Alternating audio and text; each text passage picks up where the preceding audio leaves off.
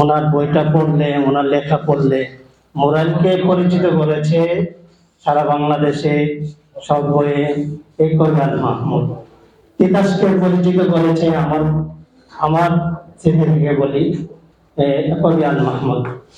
আমি 2007-8 কবি আল মাহমুদ একটি লেখক পরিষদের অনুষ্ঠানে ঢাকা প্রেস ক্লাবে তিনি স্টেজে উঠতেছে, আমিও গিয়ে ওনাকে ধরে উঠাচ্ছি।